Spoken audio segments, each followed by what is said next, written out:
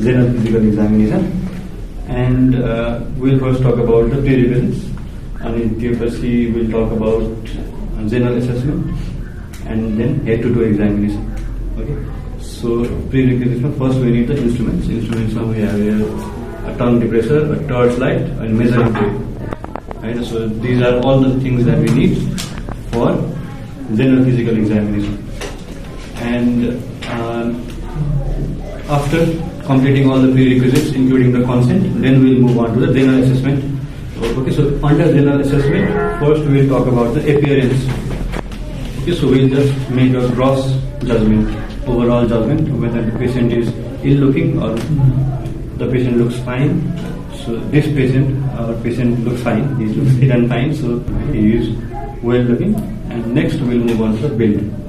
So for build, we'll again assess grossly whether he is well built, moderately built, or thinly built. Okay, so if the patient has lots of subcutaneous fat, if he has fullness in his cheeks, fullness in his abdomen, and well-rounded abdomen, then that will be well built. And if the patient has no subcutaneous fat and wasting of muscles, and this can be indicated by temporal hollowing. And if there is a hollowing present in the temporal region or in the buccal region, if there is buccal hollowing, or if the neck muscles are prominent and the rib cage is prominent, if the bones are prominent, then those are all signs of thinly built patient. What do you think about this patient? Okay, so he is well built. Okay. So after the appearance and the build, then we will move on to consciousness of the patient. Okay, and about the build, if you suspect that the patient is thinly built or well built or obese, then you will have to measure the BMI. You will have to measure the height and weight and calculate the BMI to confirm your suspicion. Okay, so after build, we'll talk about consciousness. So we'll just assess the consciousness, is he conscious or unconscious. If you want to further assess the consciousness, then you will need to measure the Glasgow Coma scale. So there is a scale known as the Glasgow Coma scale, and we will not talk much about it right now, but it can be used to assess in detail the consciousness of the patient. Okay, then after that we can talk about the cooperativeness of the patient. Is the patient cooperative? If the patient is cooperative, then it indicates that the mental status of the patient is fine. Okay. So next we will talk about orientation. So we will assess the orientation of the patient in 3 domains. We will assess orientation to place, and person, and time. Okay, so time, place, and person. So to assess orientation to time, we will just ask the patient what he thinks the current time might be. The patient might not always know the time, so it's fine if we ask him the time of the day. Is it the morning, evening, afternoon, or the night? Okay, so for the orientation to place, we will simply ask the patient where he is. And for orientation to person, we will ask him to identify his family or his friends or whoever has brought him to the hospital. Okay. So, and this is important because the patient might be oriented in one domain and disoriented in the next domain. Okay. So that is possible. Next, we will talk about the decubitus of choice of the patient. Okay. So usually patients will not have any particular decubitus of choice, but sometimes patients will prefer one position over the next position, and that might be clinically significant. Okay, so for example, patients with left heart failure they would prefer to lie down in a propped up position rather than supine flat on the bed, because when they are propped up, the pulmonary congestion will decrease. Okay, and also in patients with acute pancreatitis, they will prefer to lean forwards because the pain will decrease when they lean forward. So those are significant decubituses of choice. Okay, so next we will talk about the presence of intravenous cannula. So if the patient has an intravenous cannula over his hand or his legs, then we will have to report that. Okay, so we will simply report the location of the intravenous cannula and the size of the intravenous cannula. Next, if the patient is receiving supplemental oxygen, then we will report that. We will report the method of oxygen supplementation. Is it a nasal cannula? Is it a mask? And we will also report the rate of flow of oxygen supplementation. Okay, so that was all about the general assessment. Okay, so next we'll talk about the head-to-toe examination. So for head-to-toe examination, we'll start with the face, and in certain diseases, characteristic classic facial dysmorphism can be seen. For example, if the patient has Cushing syndrome, then the patient has moon-like faces. If the patient has Down syndrome, then the patient will have mongoloid faces, upward slanted eyes, and the patient will have low-shaped ears, and the patient will have flat facial profile. And so that is typical face of Down syndrome. And next, if the patient has Parkinson's disease, in Parkinson's disease, the patient will have a mask-like face, emotionless mask-like face is seen in patients with Parkinson's disease. So those are typical faces, and you will need to recognize the typical face of the patient. Okay, so next in the head-to-toe examination, we will examine the eyes. Okay, so to examine the eyes, what I will do is first I will check for pallor. So I will gently pull down his lower eyelids and ask the patient to look upwards toward the ceiling, and I will examine the lower palpable conjunctiva for pallor. It's fine. And then next for icterus. Okay, so for icterus, I am using my single hand to lift up his two upper eyelids gently, and I will ask him to look at my finger, and I will move my finger downwards so that I can observe the upper bulbar conjunctiva for icterus. Okay. So also I will look for dehydration in the eyes. I will look for sunken eyes and for dryness in the mucosa of the eyes. So that will indicate dehydration. Next I will look at his nose, his earlobe, his cheeks and chin for cyanosis. Okay, so cyanosis can be seen in those locations. Then next I will examine his mouth. Okay, so to examine his mouth, I will ask him to open his mouth, and then I will inspect his oral cavity and oropharynx, and I will ask him to turn over his tongue. Okay, so I will inspect the underside of the tongue as well. Okay, you can close the mouth. So I examined his lips. In his lips, I examined for cyanosis.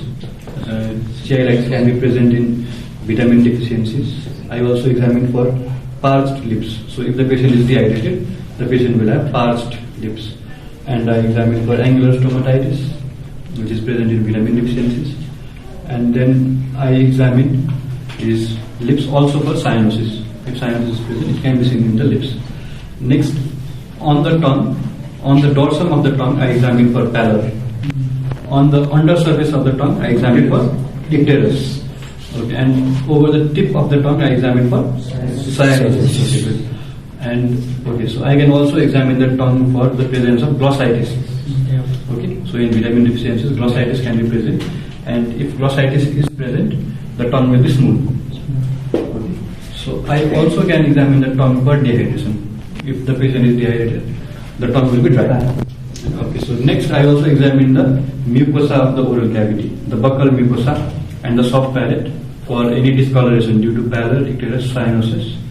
And I also examine the buccal mucosa for dryness, dehydration. Okay, so that is all about the mouth. Okay, so next we move on to the neck. Okay, so we are moving in sequence from A to next we move on to the neck. In the neck we will examine for the cervical lymph nodes. Okay, so for this we need to expose up to the clavicle, and then in him exposure is sufficient. So to examine the cervical lymph nodes, the patient should be in the sitting position and I should be in the standing position behind the patient. Okay, so what I will do is I will use both my hands and I will slightly flex his neck. Okay, so I am slightly flexing the neck, and first I am palpating about 2 centimeters behind the chin. Okay, so I am palpating for the submental lymph nodes here.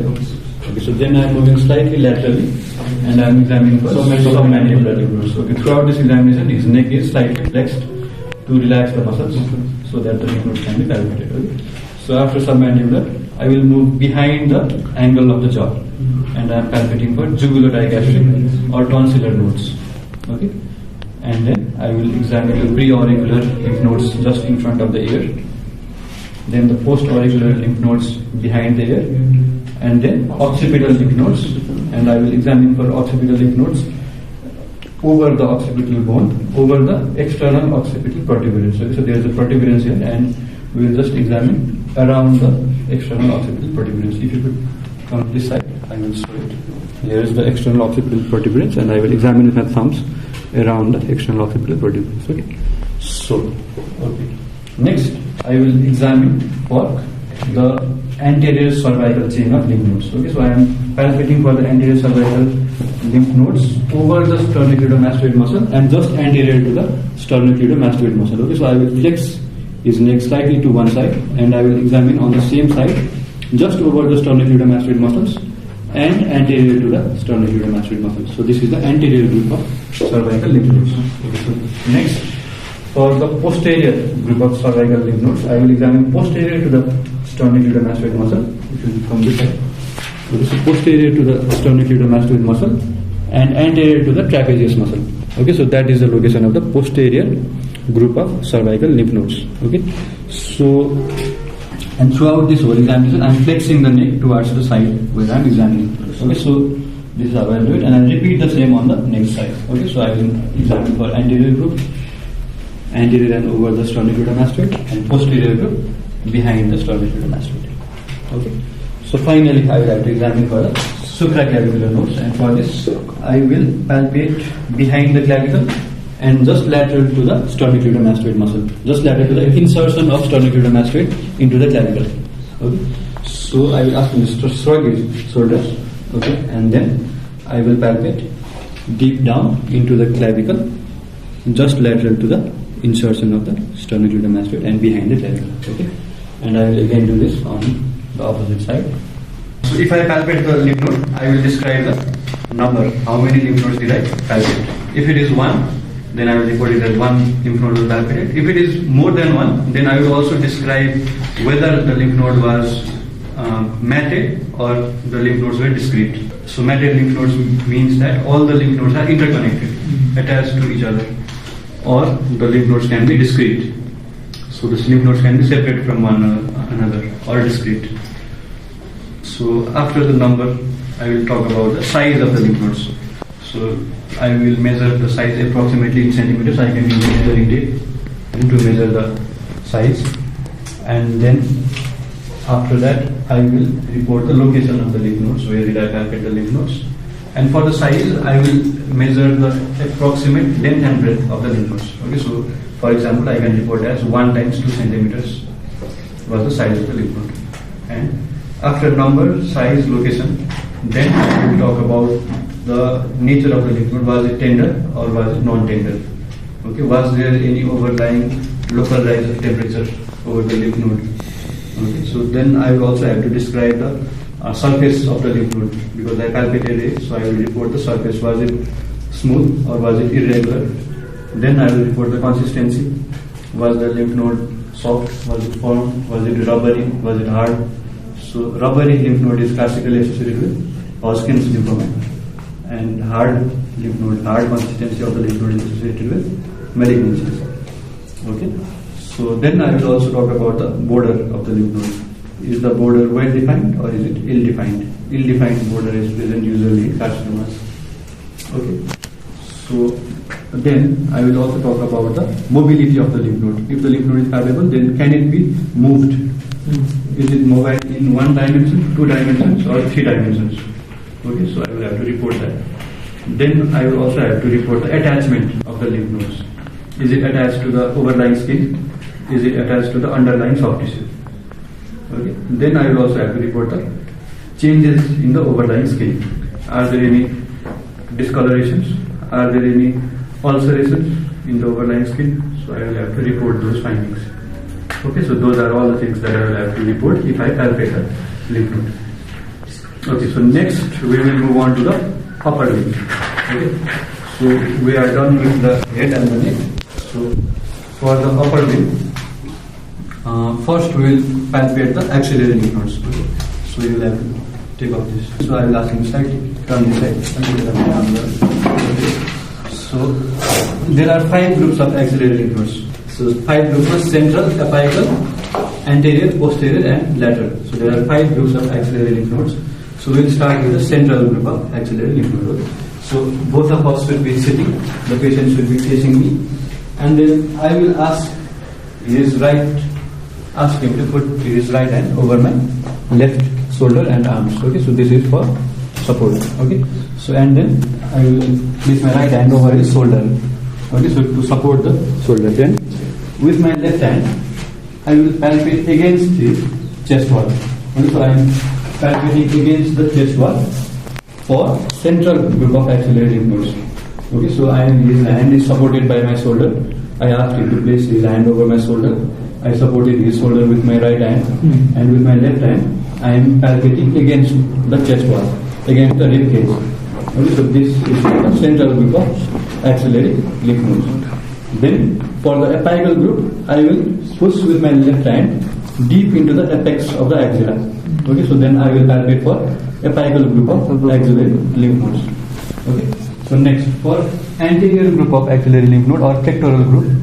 For the pectoral group, I will curve my fingers slightly and then I will insinuate my hands into the anterior axillary fold. Okay, so this is the anterior axillary fold made by the pectoralis major muscle. Okay, so this is the anterior axillary fold, and I will palpate for lymph nodes behind this anterior axillary fold. Okay. Next we will do the lateral group. Okay, so lateral group or humeral group. For the lateral or humeral group, I will palpate with my right hand against the humerus bone. Okay, so I am palpating laterally against the humerus bone. So this is the lateral group or humeral group. Okay, so and I am supporting his shoulder with my left hand. Okay, and then I will palpate the posterior group. So for the posterior group, what I will do is I will support his arm with my left hand. Okay, and then I will move behind him, and then I will from behind him I will palpate in the posterior axillary fold. This posterior axillary fold is made by the latissimus dorsi muscle, and in the posterior axillary fold I will palpate for the posterior group of axillary lymph nodes or subscapular group of lymph nodes. Okay, so this is about the posterior. So these are the 5 groups of lymph nodes that I will palpate in the axillary region, and I should repeat the same in the next side as well. Okay, so the same things will be repeated in the left side. So after axillary lymph node, we will examine for the epitrochlear lymph node.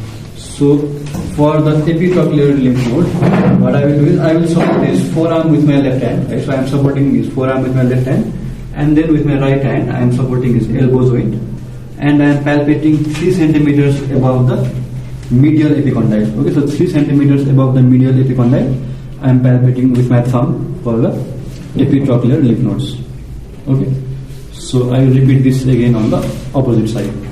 Okay, so next I will move on to his hands. So in his hands I will inspect both of his palms, and over his palms I am inspecting for pallor and icterus. Okay, so I am also inspecting the palmar creases for pallor, and I am inspecting the palmar surface for pallor and icterus. I can also compare it with my own hand.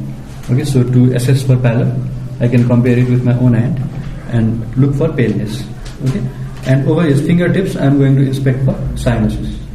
Okay, then I am going to ask him to turn over his hands, and over his nails, I am going to inspect for pallor and cyanosis. Okay, and also I am going to inspect the shape of the nails. If the nail is spoon-shaped or koilonychia, if koilonychia is present, it is an indicator of iron deficiency. Okay, good. So, and also I am going to look for white nails or leukonychia, okay, which is a marker of liver disease. Okay, so those are the things that I look on his nails. Then next I am going to also look for capillary refill time. Okay, so for capillary refilling time, what I am going to do is I am going to press his nail for 5 seconds. Okay, so I will press for 5 seconds, and I will appreciate that the color has changed from pink to white. This is because of blanching of the capillaries. Okay, so the color has changed from pink to white. Then I will release the pressure, and I will appreciate that the color has changed back to pink.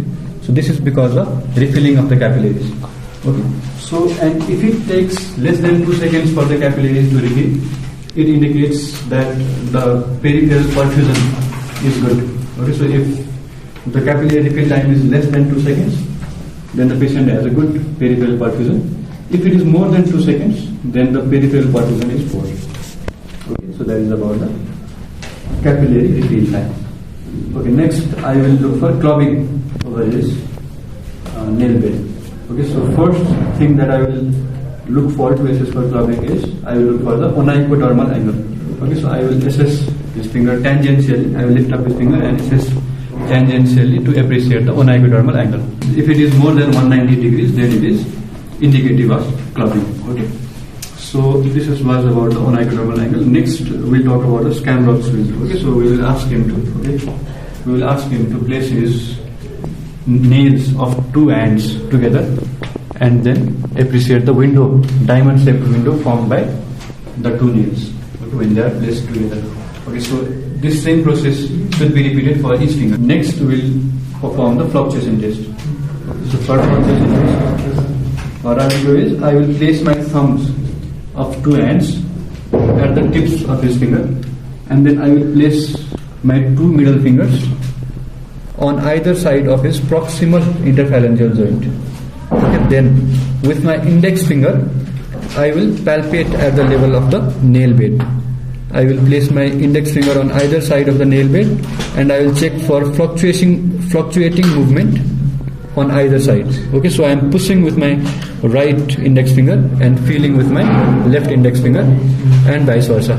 Okay, so I am checking for fluctuation of the nail bed or movement of the nail bed.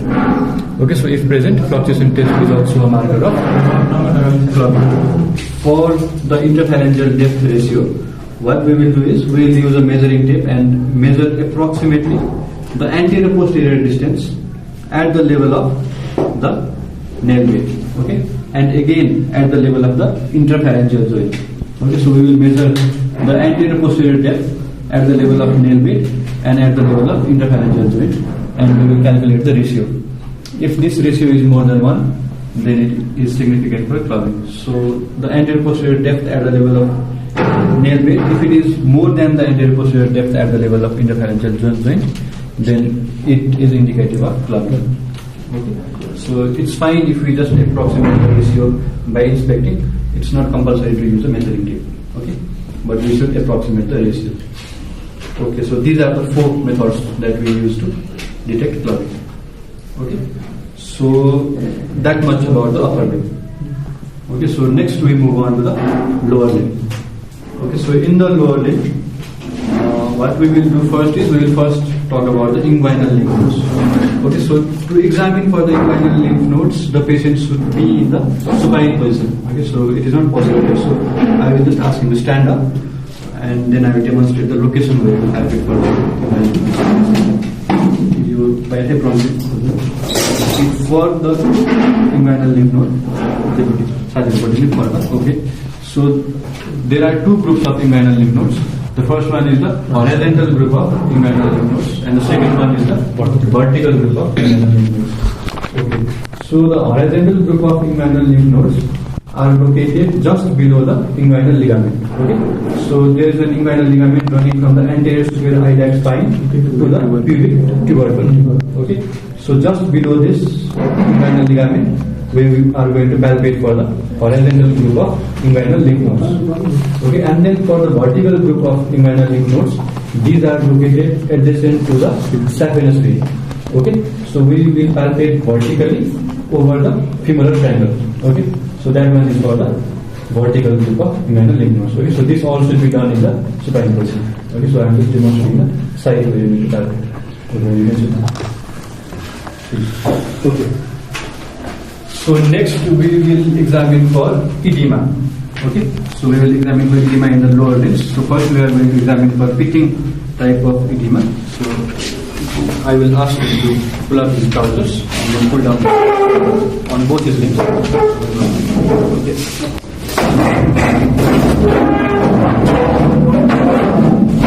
Fine, that's fine. Thanks, sir.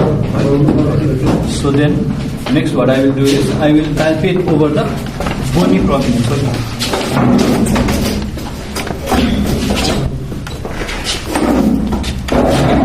Okay, so over the bony prominence, what I will do is I can palpate over the medial malleolus, or I can go 2 centimeters above the medial malleolus over the shin bone, over the bony prominence of tibia, and I will need to press with my thumbs firmly for 30 seconds. Okay, so I will maintain this pressure for 30 seconds. and then after 30 seconds I will lift up my finger and then palpate for any depression or any pitting. Okay, so that is about the pitting edema in the lower limbs. Okay, so if I find pitting edema there, or if the patient is bedridden, so if the patient is staying on the bed all the time, then I will also need to check for sacral edema. Okay, so where I will check for sacral edema is,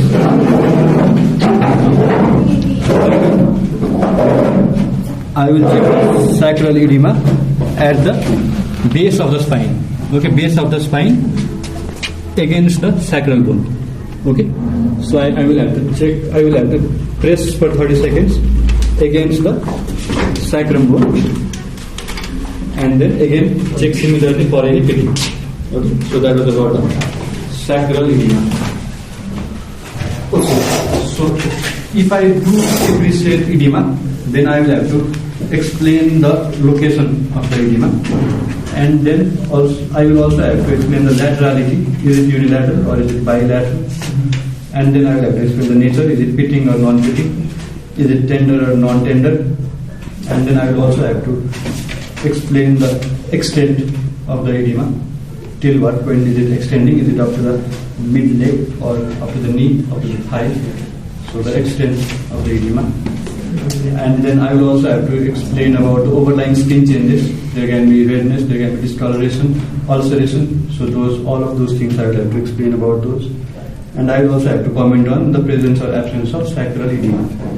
Okay, so those are the things that I will comment if I find edema. Okay, so then next I should also examine the feet for pallor, icterus, cyanosis, clogging. All these things should also be examined over the feet. Okay, so then after the lower limb, I should move to the general body surface. Okay, so there are some findings that can be appreciated in the general body surface. I can appreciate for pallor, icterus, or any discoloration, any skin lesions over the body. So to examine for these, I would have to ask the patient to undress. After undressing, I would have to examine his body surface for these findings. Also for dehydration.